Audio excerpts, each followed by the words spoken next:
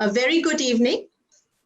Warm welcome on behalf of iLEAD and the Indo-British Scholars Association to this evening session. 20 years into the 21st century, the contours of a new global order are emerging.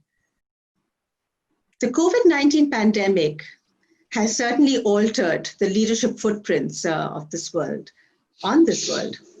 Many unprecedented challenges will define the years and the decades ahead, certainly leading to rebalancing of powers.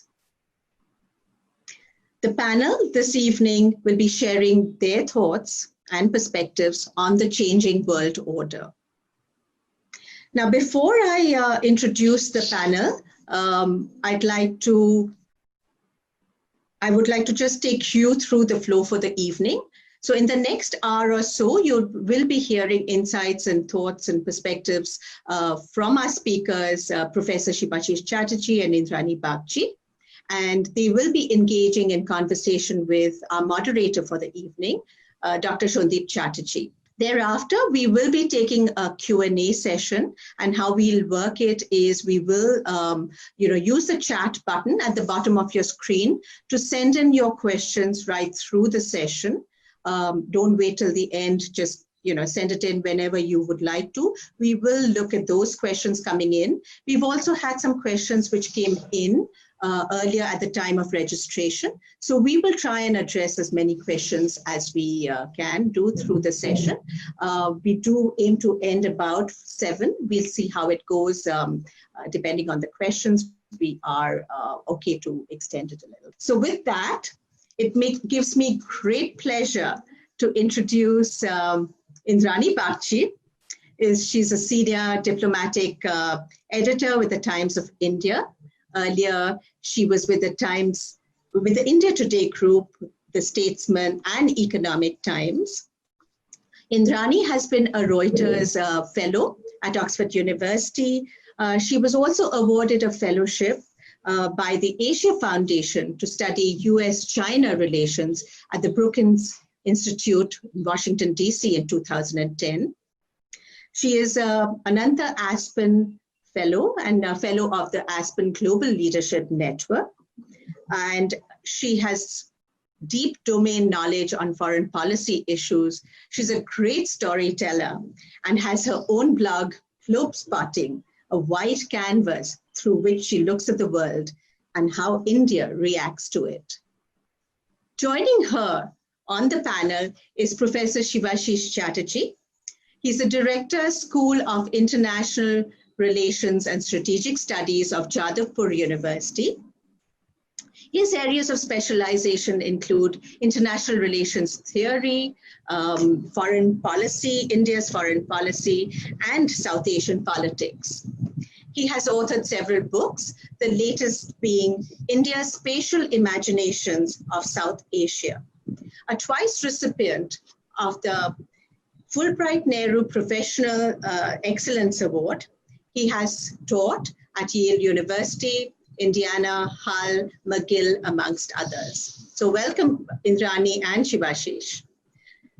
So this webinar for this evening will be moderated by Dr. Sandip Chatterjee. He's a renowned neurosurgeon and he wears many hats. He is professor and head of neurosurgery at WIMS and the academic coordinator for Park Clinic.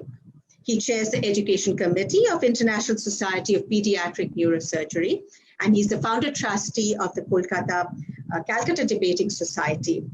Dr. Chatterjee is also currently the president of IBSA, or Indo-British Scholars Association. So with that, Dr. Chatterjee, Sandip, over to you. Good evening, and thank you, Ritusri.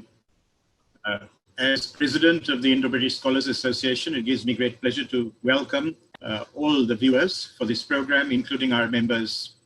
I have to say that this is a fantastic program that has been, in fact, led by iLEAD and is a joint program of iLEAD and IBSA.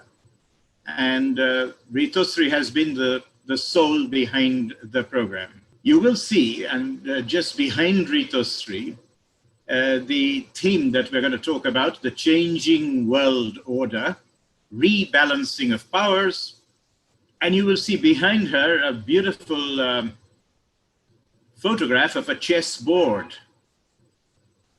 Now, to my mind, the game that we're playing now is not like chess, not a game about slow advances and retreats and deliberate time-taking measures, but perhaps more like a game of kabaddi with raids and retreats and rapid eliminations. You know, it's only a few days ago when we welcomed the new leap year. And we had a species called Homo sapiens living on the only inhabited, a species which treated the planet with scorn, rushing about a globalized world in jet aircrafts that made yawning holes in the ozone layers around our planet. As each self-centered member of this species was more concerned about economic enrichment, forgetting about the planet's environmental elegance. And then, from a small industrial town in China, came along a creature smaller than the smallest cell of the human body, a virus which united the whole human race, not out of political, religious, or cultural pathos or fervor, but what I call a fervor of fear, as the whole human race was united together in a united display of fear. What followed thereafter was national lockdowns, social separations, and economies that were both locked down and separated. And then we had governments domestically facing a painful choice between reopening their economies or exposing their populations to further infections. Governments had to agree to let their citizens die to let their cities survive. Or maybe that had to allow death due to disease rather than death due to drought, which is frowned upon. And this is going to lead to the new changing world order. What's in store for us as a species on this planet? An expert in diplomatic affairs, I'm going to ask Indrani to take you through her perception of this changing world. All yours, Indrani. You need to unmute yourself. Hello, everyone. Thank you so much, Sandip. And this is actually a very unique moment in our world history. I cannot imagine any of us has lived through what we have lived through for the past 6 months, I think. Seems only yesterday that I was in Calcutta in January, and we were looking at the stories coming out of Wuhan at the complete lockdown, like a blanket lockdown that the Chinese government had imposed on the city and then on the Hubei province. And little did we know that in about 8 weeks, we would be in a similar lockdown in this country. But much more than the lockdowns and how it has affected our daily lives. And Sandip, I think you brought that out so beautifully. I think what it is doing to global politics and global economics would actually be far more important. The fact that a virus came out of China is superimposed on China, the pretender, the putative superpower. So it became difficult for everybody, every country, because we suddenly realized just how dependent you were on a power like China that in many ways sought to weaponize the fact that it was the factory of the world. There are deep questions about how China handled COVID. There are deep questions about why, when the Chinese government stopped all domestic flights out of Wuhan, why did they keep international flights open? And why was a general narrative built that it was okay to fly, it was okay to sort of be together? This whole idea of social distancing was just not brought up. Anyway, whatever else that did, it created a huge hole in the world. And that hole is a trust deficit. That trust deficit is a political trust deficit, but that is not all. From country after country, from India to the US to European countries,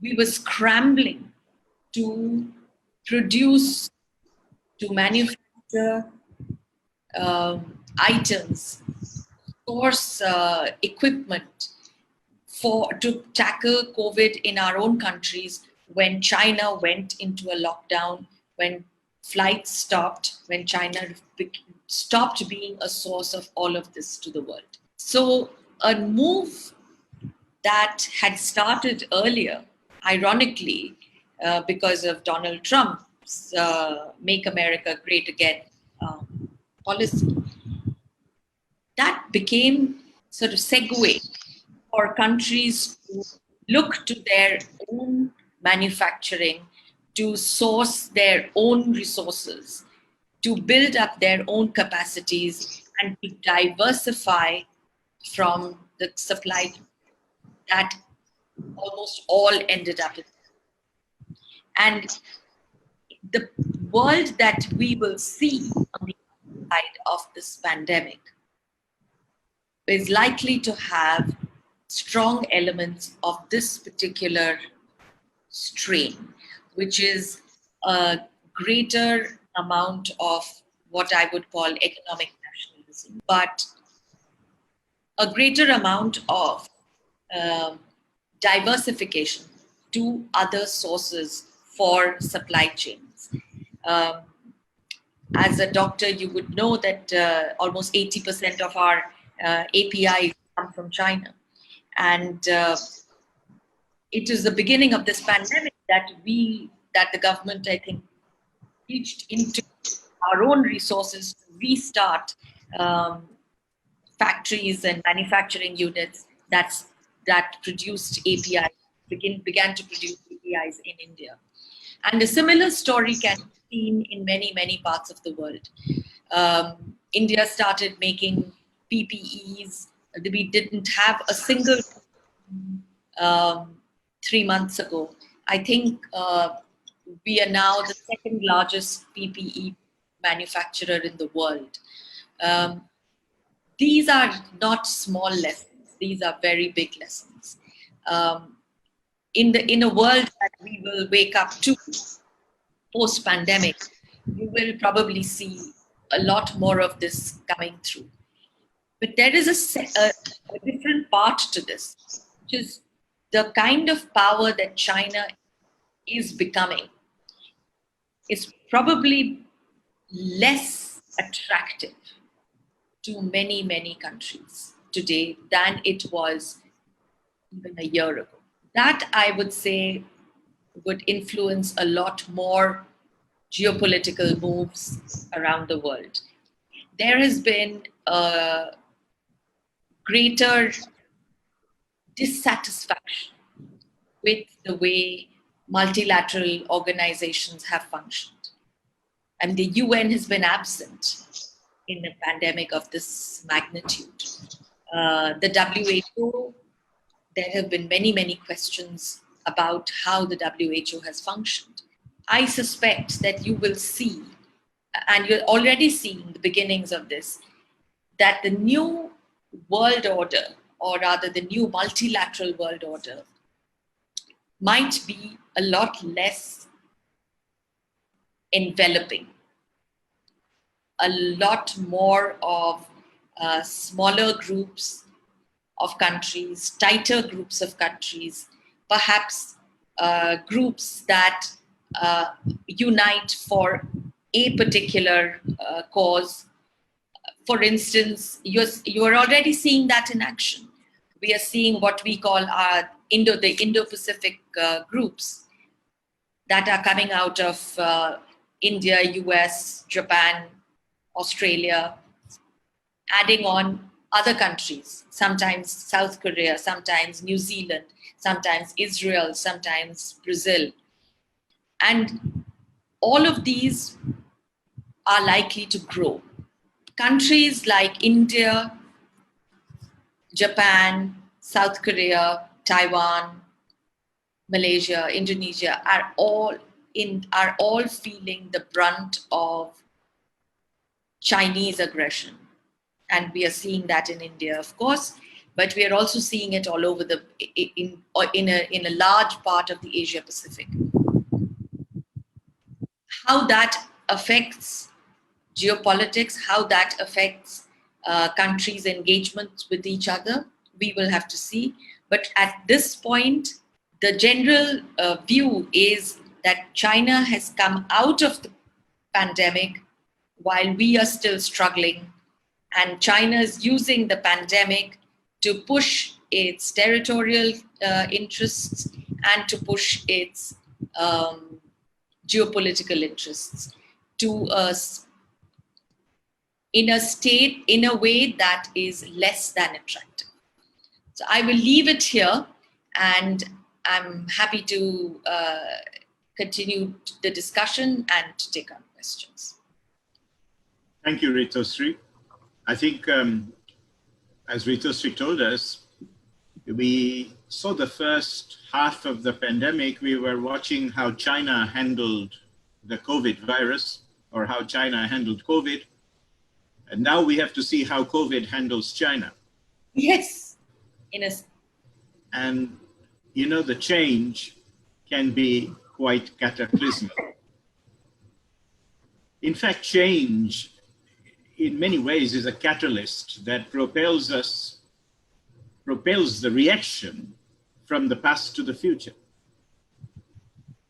And everything, as you said, about this change may not be bad.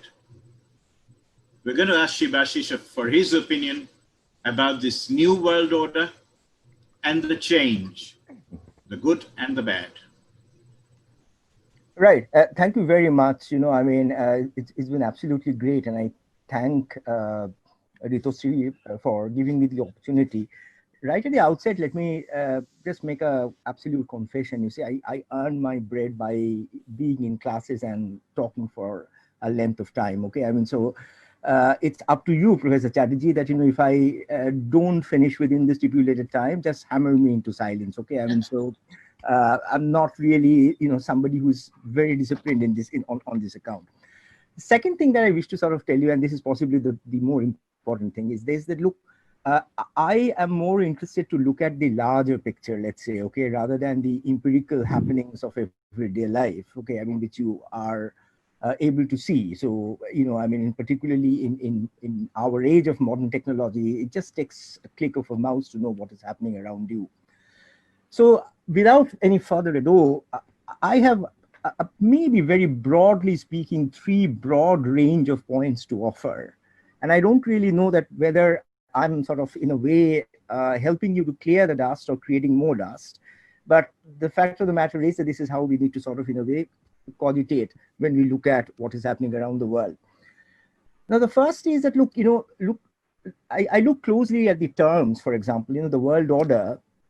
And my own opinion, in fact, is that despite the pandemic, which is unprecedented, I mean, I do not think that even the parallel, let's say, with the Spanish flu, in fact, is a right kind of a parallel, because we need to make parallels with achieved levels of technological, I would say civilization. Okay, I mean, so if you're looking at broadly into the kind of technological world and the kind of problems that we live in, so this is absolutely unprecedented. Now, given the fact that it is unprecedented, and acknowledging the fact that, this obviously creates problems that we really had not thought over, I would broadly make the argument that the world order, which we in fact had inherited from 45 onwards broadly, in fact remains in place. It's a world order which is constitutive of three principles, you see: national sovereignty, economic liberalism, and rule-based multilateralism. So these are the three broad, what you call principles that make the world order. World order change is a concept which also needs to be understood very clearly.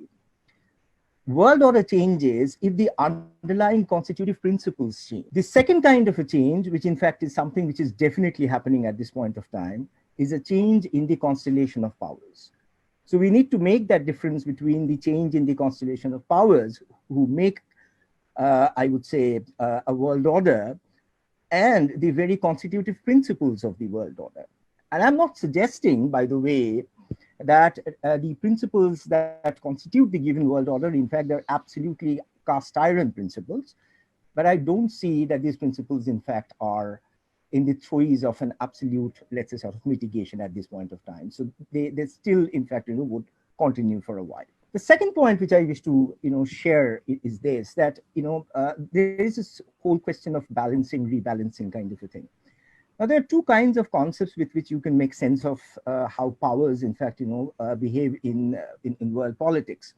The first of these, in fact, is the theory of balance of power, very largely, but it's a very complex, and let me tell you that it's a very inconclusive, indeterminate kind of a theory. It's not something like any natural sciences, in fact, would call a theory, in a sense.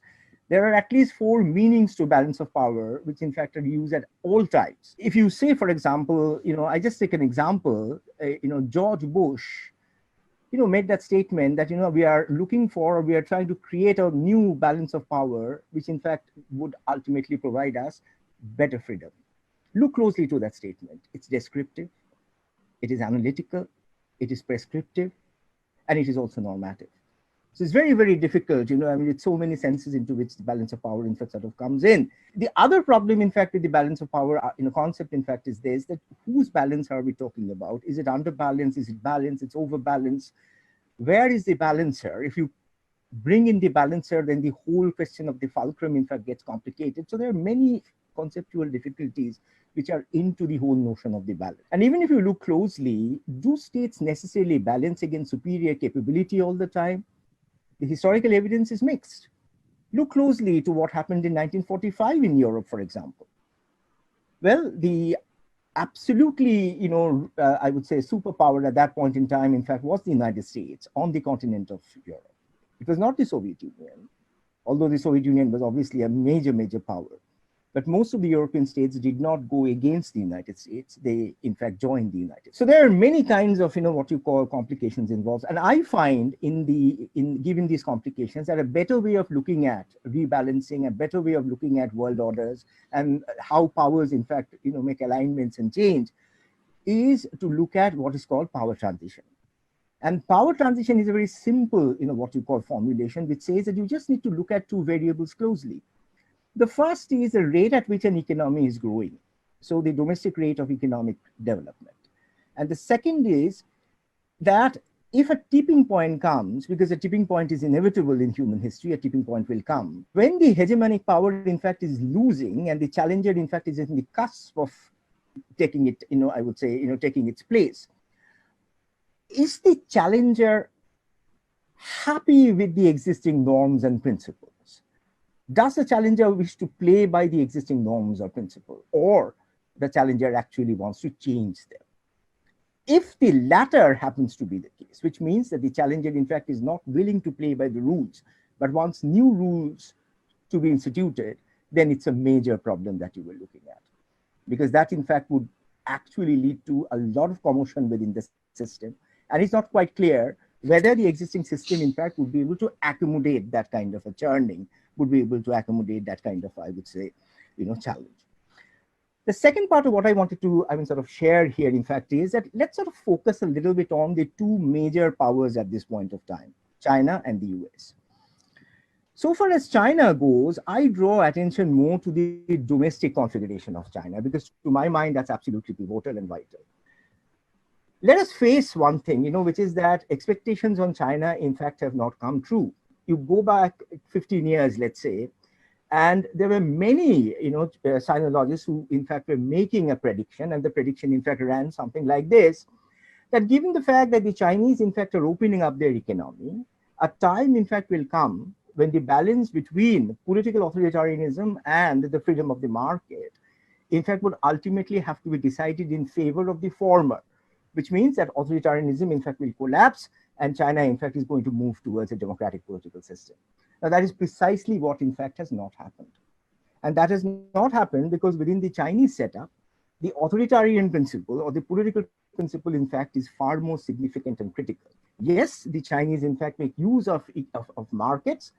The Chinese, in fact, would take, absolutely, they would make leverage out of a market economy. And when you invest in the market, certain things obviously will happen. Individuals, in fact, will gain wealth. When you gain wealth, a sense of autonomy automatically comes in. You also tend to become more and more politically salient. And when that happens, the Chinese state, in fact, clamps down, okay? And they would sort of absolutely throttle. So it's a very delicate dialectical balance that you find between, political authoritarianism on one hand and the economic market principle on the other. And the Chinese are very good at playing this game. And they have absolutely, undoubtedly, and this is crystal clear, that they have taken the political principle, in fact, to be the cardinal principle.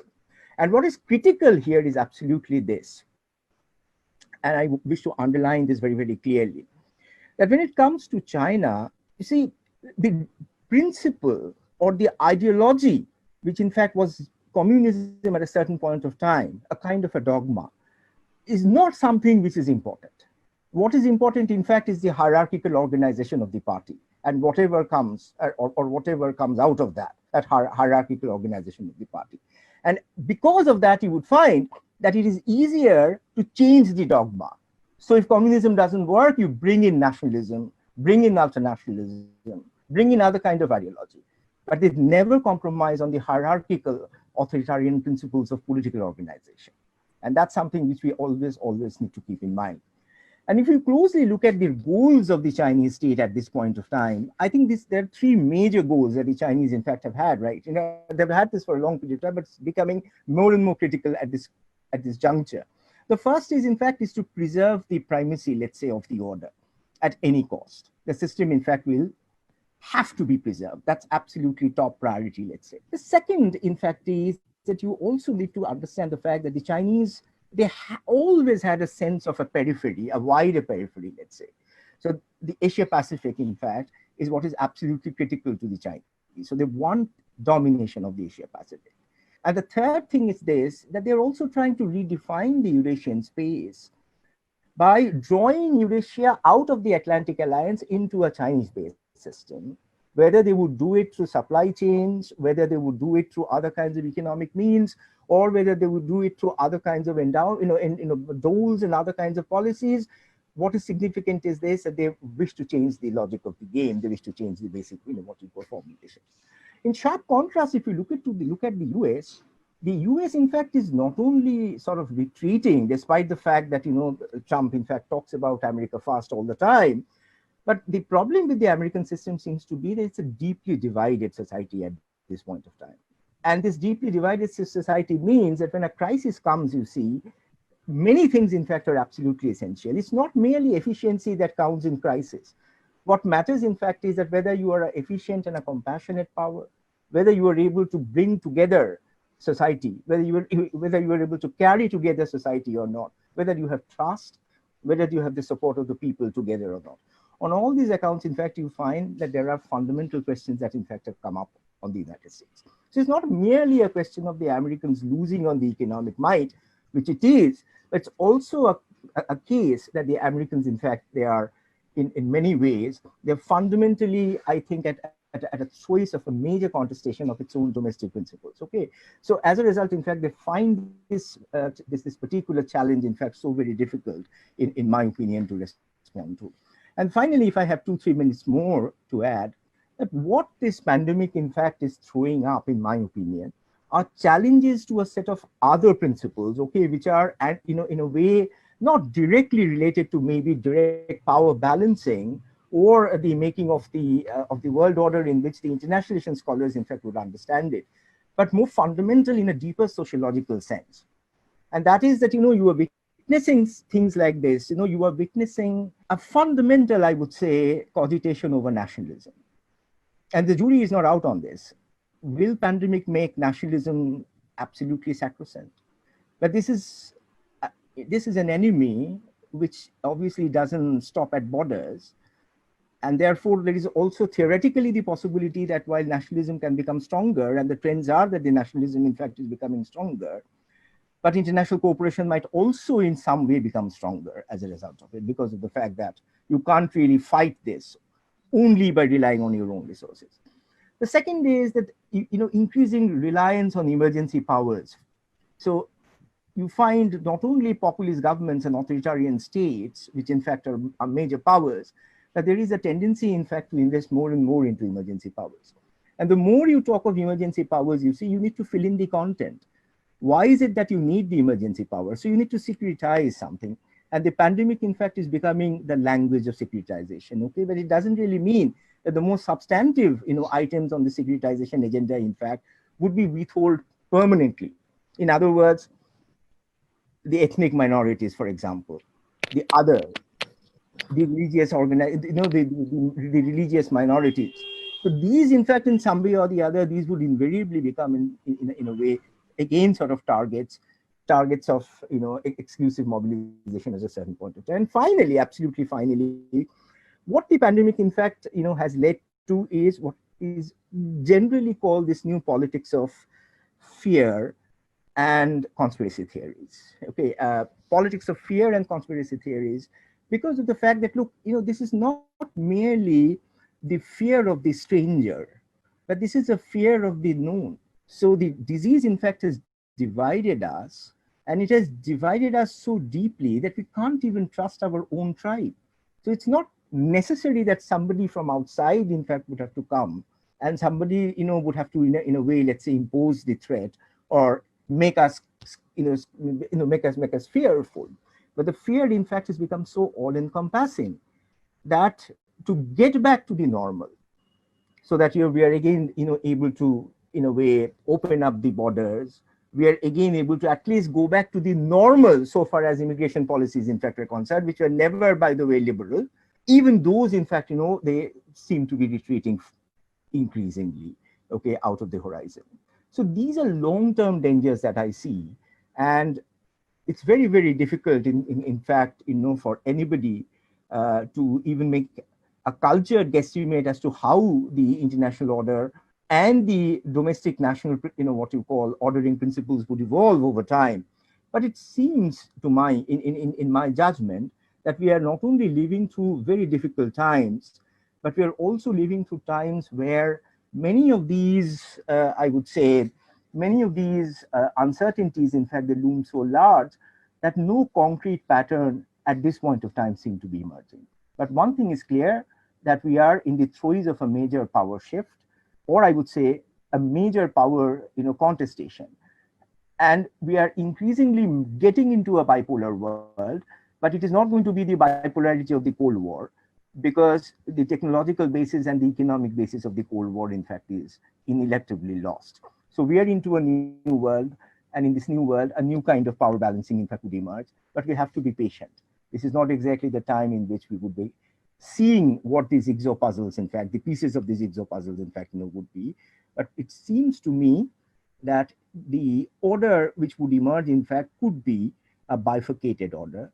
One part of it, I think, motivated increasingly by economic nationalism and protectionism. And the other part of it, in fact, gravitating towards whatever is left of rule-based multilateralism and globalization. Thank you very much. Thank you, Shibashis. We have quite a few interesting questions, but before I take the questions, I'm going to ask you both for your opinion on something that you've both expressed, which is with the rise of the pandemic, what has happened is we've had increasing nationalism, increasing regionalism, as we have shut our borders to the rest of the world. So do you think what we're seeing now is the end of the era of globalization as we have understood it? Is this the end? Is it the coup de grace for globalization as we have known it? And I'm going to ask Indrani for her sentiments first on this. I hesitate to call this sort of the swan song of globalization. I know it feels that way when we are all isolated in our own homes and unable to travel. But we will get beyond this. The pandemic will be over. We will travel, and it is not just basic human nature. It is also the basis of economic and political interactions. I don't see that going anywhere. So yes, while we may be looking at a new world on the other side of the pandemic, it's not going to be so new that we don't recognize it. So I don't think this is the end of globalization. Shibashis, before you talk about your take on the end of this globalization, there's a question from you that I'm going to put in here, which is that do you think what we're witnessing in Ladakh, the Chinese aggression as it were, is in fact a net result of Chinese nationalism? Okay, so I'll sort of take that question head on first, which is that I feel that China, in fact, China is a very restless power at this point of time, and its restlessness stems from a number of, I would say, sources. The first of these is this, that look, it's not enough to be a competent power. Competence is one part of being a great power. The other part is trust. So you should at least be trusting. You should appear to be trusting. How much of trust is actually in the history of great power politics is again a question which needs a completely different kind of a discussion, and we would not really want to go into that. But then, in the complications in which we find, particularly with regard to the way in which the pandemic in fact grew, the Chinese, in fact, they suffer from a huge trust deficit. There's no doubt about it.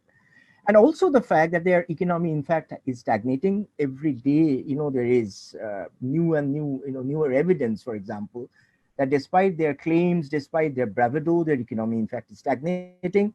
And as a result, in fact, there is an evident nervousness. And when a great power, which in fact, thought that the right opportunity, in fact, has come to really go for the jugular, let's say, of the hegemon, the existing hegemon. So what it normally sort of does, in fact, is it tends to it tends to go haywire. That's essentially what the evidence of history tends to suggest. So not only, and in case of Ladakh, in case of India, I think this is even more evident because of the fact that in the Chinese calculation, they would not have a better case than India. So if they're able to, in a way, let's say, I think, if they're able to what? If they're able to, I'm not using the term humiliate India, but something like that. Okay, so if they're able to do that, just imagine the kind of prestige that accrues to the Chinese state. And what they would be able to show. That it's not really something like a small state against which the Chinese, in fact, are mobilizing. It's a state which is a major power like India. And so if they're able to do something, if they're able to, disturb India, if they're able to create, I would say, continuous incursions into the Indian territory and get away with it, and the Chinese, in fact, feel confident that this is something that they would be able to do in. So do you think, sorry to interrupt, but do you think that this is an attempt by the Chinese leadership to divert attention from their own internal economic problems? They are the result of two things. One is to divert attention, as you rightly say, from their own economic problems. And secondly, this is also necessary in order to bring together and tighten the nationalist coalition within the party hierarchy, who in fact needs to be put together right now, because there is a considerable section of, even within the Chinese party, there is a considerable section who in fact, they're not necessarily, I would say, very strongly motivated by the kind of principles and the ideas that the top brass of the Chinese leadership, in fact, they're pandering right now. So there is a kind of what you call dialectics and tussle within the Chinese Communist Party right now. And for Xi, one of the best strategies, in fact, would be to invest in this kind of zingoistic and this kind of adventurism from time to time, because it not only helps diverting from economic problems, but it also helps building nationalism. So in a sense, I go back to the question that you asked, that, in a sense, this is a result of the nationalism that the Chinese always has, and always, in fact, had in the past. And the Chinese are intensely nationalistic. So let us have absolutely no second opinion on that. And the second is that it also reinforces that nationalism. Okay, I mean, the more you are able to militarily mobilize, the more you are able to talk in terms of the enemy, the more you are able to use those kinds of discourses and the imageries, the more you gain in terms of your national, I would say, consolidation, your national strength. I mean, we all understand the fact that the Chinese, in fact, they're not a democracy, so they don't need to, win elections and stuff like that. But nonetheless, I think every leader understands the fact that they need to feed to the people something, okay, I mean, show something, because this is a very difficult time for the Chinese as well.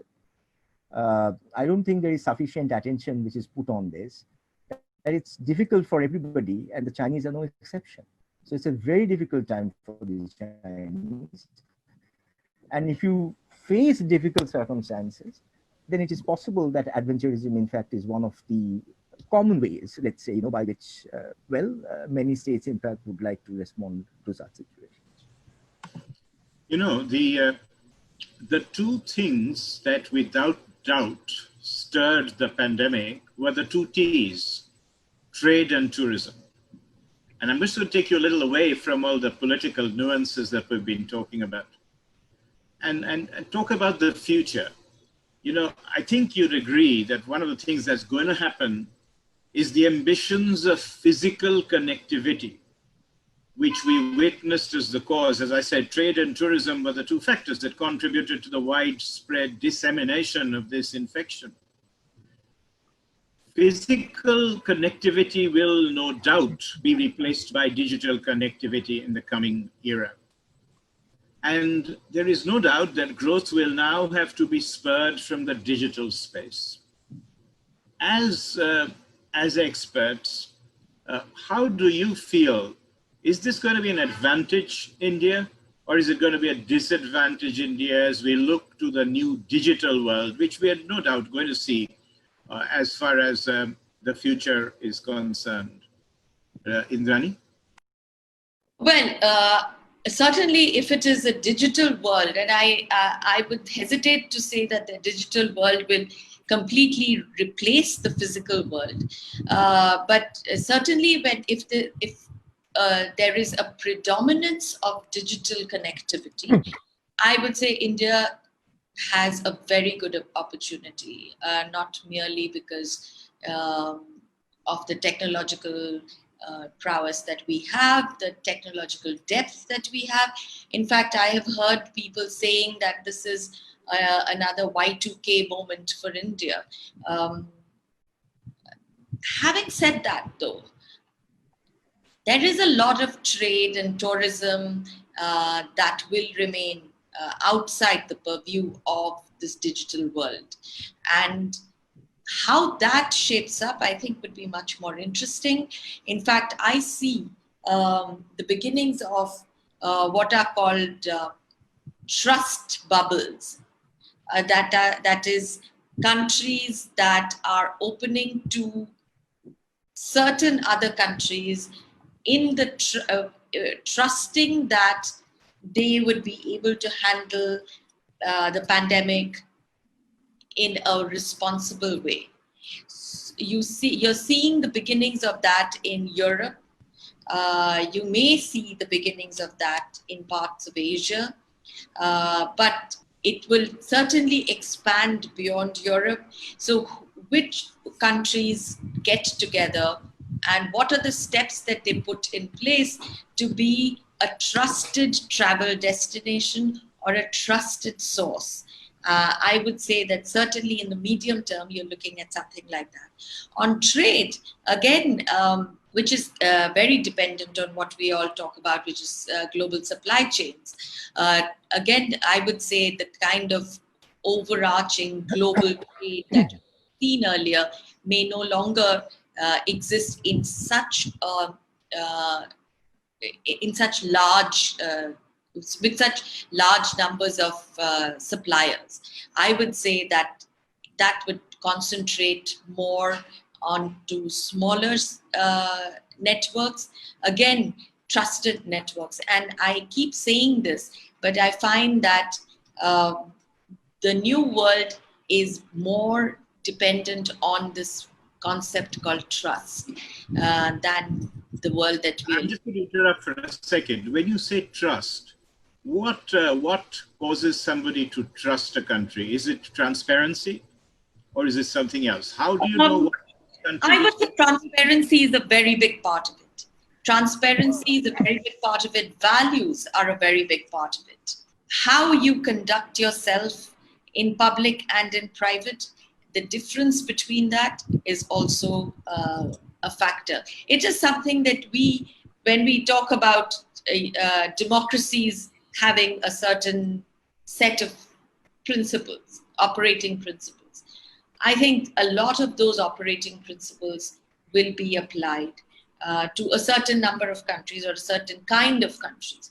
If you were, for instance, in the Chinese sphere of influence, the trust factor there would be trust in China rather than the other way around. And that, I think that is a very different model of trust, much more of the emperor and the vassal state. But these are, I would say, these are the two versions of trust that you might see being played out in the future. I have no crystal ball to say which one will win. And where would India figure in this trust game? Would we be considered a trusted destination? I would say yes. I would say we would definitely be considered a trusted destination as long as we remain the kind of power that we are, which is democratic, transparent, chaotic, but nothing that you have to peel layers of. In many senses, what you see is what you get in India, warts and all. So I think if in a world where trust is sought, I would believe that we would be one of the trusted ones. You know, we have been saying that this digital world will be an advantage to India. But it isn't only the movement of goods and investment for which gates may be closed in the new world order. There is also an issue of movement of human beings. And remember, as a nation, we have been boasted of providing skilled human capital to the rest of the world. It may not be so easy for us to disseminate our so-called skilled human capital, our IT, our software experts, to the rest of the world in a world order where borders are sealed to human beings. Shibashis, what's your opinion on this? Do you think we'll be at a disadvantage because of this? We will no longer be able to export our skilled human capital to the rest of the world? I think in the short run we will be, but I don't think that this is going to be the new normal for a very long period of time. I think maybe a couple of years would be tight, but then I'm reasonably confident that we would again be gradually sort of going back on the kind of relaxations with which we were more habituated with. Look, I'm cognizant of the fact, and I agree that once this kind of a pandemic happens, this would obviously weigh very heavily in our memory. Okay, so it would make us circumspect, it would make us think twice about moving out. So many of these skepticisms, in fact, would remain. But we also need to, I think, grant the fact that, look, beyond the point, you just can't stop the process of economic dynamism. If you ask this basic question, that why is it that from a purely health point of view, and you are you are you are one of the persons, in fact, to talk on that much more than we can. Why is it from a health point of view, let's say an absolute lockdown would possibly be, and with the ideal physical distancing norms, would possibly be the ideal response to a crisis of this kind, but it doesn't happen. So state after state, in fact, you had either calibrated lockdowns or sort of forced to go for unlocking. It's basically because of the fact that you can't just remain impervious to the fact that the economic dynamism, in fact, would need to kick in and kickstart. So to go back to the question more directly, as you have asked, that look, if you look at the factors of production, at any point in time, technology and capital are more mobile than people. Okay, so historically that would always be the case. It is a fact that if you're looking at the high end, yes, we obviously would be able to send our human resources, and we have sent our human resources very successfully in the past. Maybe for a short period of time, we would not really have the advantage. But who would have the advantage? I don't think any country, in fact, would really have the advantage. So the opportunity would not be lost. So we need to plan. The problem with India, in fact, is, I don't blame India. You can't really do much of planning when a crisis of this kind, in fact, suddenly falls from nowhere. But you still need to plan a little bit better in advance so that you are able to use the resources that you have. Because as we all know, you can't create resources out of nothing, and you will not be able to suddenly sort of change everything in a very short period of time. So very broadly, I think, to take the point which Indrani, in fact, was making, that look, whether it is physical trade or whether it is tourism and other kinds of activities, they would gradually come back to life. Okay, so you can't really have a world which is entirely digitized. And even if it is digitized, digitization is a medium. Ultimately, you need goods. So if you wish to sort of in a digital mode, if you wish to shift from one place to the other, commodities, goods, somewhere production has to take place, manufacturing has to take place. So I think over a period of time, a normalization is inevitable. Now, whether we do it because ultimately we would have herd immunity, and unfortunately it might sound a bit neo-Malthusian and therefore ethically wrong, and because of the fact that our health infrastructure, in fact, would not be adequate in any state for that matter, and several lives would be lost in the process, or we can be very hopeful that one of the several vaccines, in fact, would really be able to protect us against the disease. In any case, what is the mortality rate of this virus? How many people out of 100 actually sort of dies? So in a sense, I'm of the opinion that over a period of time, we would also develop this immunity to fear. Okay, and once that happens, I think increasingly people, in fact, would gradually sort of, go back into normal. I'm just sort of amazed by the fact that nobody talks about this. How many people must be on the road to keep us inside? They were on the roads, and they are still on the roads. You can't really ask police people or the some members of the bureaucracy or others who are engaged with essential services, in fact, to be in the security of their home when a pandemic of this kind, in fact, has struck. Okay, so in a way, we would all gradually, again, sort of learn to live with this.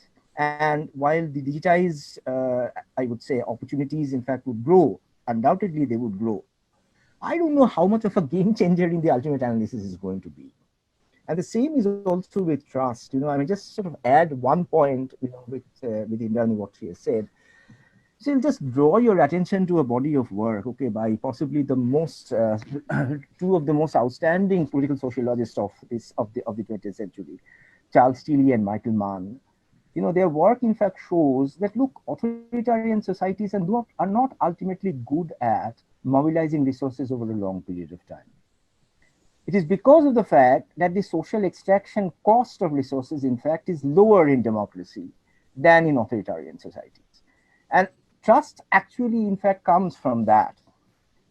So you are trusting when you see that there is a certain level of accountability and transparency that is built into a system. You are not necessarily trusting of a system which may be very efficient, but which is absolutely opaque. So opacity and trust, they don't really go together. And that is a great advantage of India. We may be very messy, we may be very noisy, but we're not opaque. Okay, I mean, so we're very transparent. And we are possibly not able to hide the mirth, so we possibly show a lot of the undercover at times. But that, to my analysis, that to my view is our strength, and we need to build on that. So I think if we are able to invest in the democratic capital and the social capital that we have, that is the greatest advantage in terms of trust, which in fact would possibly tilt the balance in favor of us in the long run.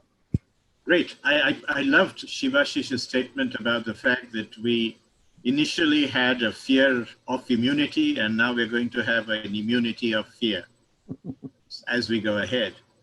I'm going to get Rito Sri in a moment, but since you raised an issue that I was going to try and avoid, which is the resources in terms of healthcare, do you think one of the lessons that we will learn from this pandemic is that as a nation, we need to invest more in healthcare, given that we are one of the nations that have the lowest percentage of GDP invested in healthcare? Is this a lesson that this pandemic is going to teach us? And if I'm going to ask you, what are the two things that we should really think about investing for the future to prevent a recurrence of this sort of a holocaust that we're going through? Would one of them be healthcare and the other education, or do you think there would be something else? Very quickly, I'm going to ask Indrani to tell us, and then Shibashis in a minute, and then I'll get Rito Sri if she has a few more questions for the panelists. Right, and I do believe health is now, I call it a strategic asset. And we have seen in the past few months how important it is to invest in healthcare. I suspect you will see a lot more investment in this sector for over the next few years. Certainly, as we have to bring our infrastructure up to speed, our training, our doctors, anesthetists, whatever. But certainly the average health of the Indian, I think will become much more important and much bigger part of policy than ever before. Shibashis, I completely agree. I don't want medical nationalism. I don't think that is a good idea. I also, I want that the digital divide in our society, in fact, should also be looked into, because that is something which I think would prevent us from disseminating the benefits of an enormous resource that we possess. Okay, I mean, so we need to have investments in health. Infrastructure needs to, get much better, but we also need to have an education system where the benefits, in fact, are wholesome benefits. So let's invest in the right areas. I think infrastructure also needs to be improved. Several things needs to be improved, but in terms of priority, what the pandemic, in fact, is teaching us is that you get your resilience right. Okay, I mean, so, and you can get your resilience right provided you're investing in the right areas. So you need to invest in health. Unfortunately, healthcare in this country has been perceived as being an island of socialism in an otherwise a country of capitalism. But we won't go into that debate right now. We'll ask Rito Sri if she has a few challenging questions for the panelists. Sure. So I see a lot of questions which have come in. We're nearing 7 o'clock. So maybe if we can, with the permission of the panelists, go over for a few more minutes. Is that okay? So that we can try and address some of them. And some questions also came through at the time of registration. So I'm just going to pick a couple of questions from there, which I can, throw out to the panelists. So one of them was, how can India make itself stronger and script a bigger role to play in the international community? I can that out to either Indrani or Shibashis. I think we can take one question each. That's what possibly would be better. Okay. Absolutely. So there is one which is particularly, has been addressed to you, Shibashis, and that is what you think is going to be Indian foreign policy position in the entire rebalancing scenario. Is it going to go back to a situation of Nehruvian NAM or towards Cautillian pragmatism position? I mean, for the last 20 years, maybe a little bit more, I mean, there was no Nehruvian NAM. Okay, I mean, so if you ask me, the NAM, in fact, had basically sort of tapered off, once we moved from the Cold War to the post-Cold War era. And there's been a fair bit of what I would call pragmatism, and if you wish to describe it as a form of, Cautillian realism, then you could call it that way. So it's always been a kind of a mix. Okay, I mean, Indian foreign policy is very difficult to be described in either ideological or in realist terms. It's always a mix between principles on one hand and interest on the other. My only take is this, where I would possibly differ a little bit from the standard realists, who tend to dominate foreign policies, circles and foreign policy studies, is that I don't read interests independent of ideology. So all your interests are ultimately ideology driven and ideologically defined. So it's just not the case that you can have a constant sort of national interest, unwavering, when everything else changes. And we also need to understand this very clearly, that India is a major power, it's a great power, so we can debate on what exactly is the dimensions of India's power. But the fact is that if you look closely again at history, because this is the lab, history is our lab. So we have to, take cases and we have to take evidence from history. So if you look closely, to history, what you find, in fact, is that, India is a country which is very, very difficult to be defined in terms of any set, I would say, description. You can't really call Indian foreign policy ideational. You can't call Indian foreign policy completely sort of pragmatic and realist. Okay, and we've had a nice balance to the foreign policy, I think, overall packaging of foreign policy. We sometimes, maybe we get the foreign policy wrong in the sense that we are possibly not very proactive, at times, we're possibly a little bit more reactive. But my own point is this, that no bilateral relations, in fact, is independent of the global distribution of power within which these bilateral relations, in fact, they operate. So you have to understand the world in which we are moving. So if the world sees an increasing polarization between the US on one hand and China on the other, given the fact that the Chinese, in fact, they're virtually everywhere, okay, I mean, they're breathing down our neck all the time. And also given the fact that the Chinese have an all-weather relationship with Pakistan, and I don't have to tell you what kind of relations we have had with Pakistan, particularly in the last 10 years. So if you are looking at that, it's almost axiomatic that our national interests, in fact, would demand that we would gravitate towards the other pole. Now, how much do you gravitate? That obviously depends on, what exactly are the opportunities that are available to us.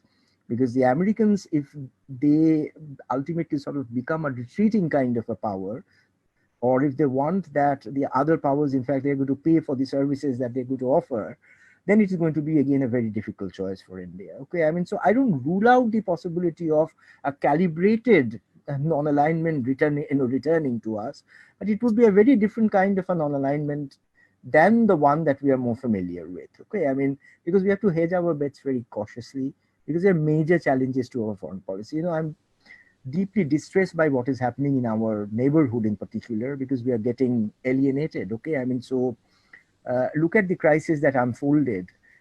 Which is the, which Indian neighbor, in fact, has come up with a strong statement in favor of India? I didn't see anybody. Okay, I mean, so it sort of shows that we are increasingly getting alienated in our own backyard.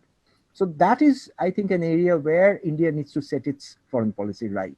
We need to put our own house in order, and it is not going to be easy, because the Chinese, in fact, are very much into it.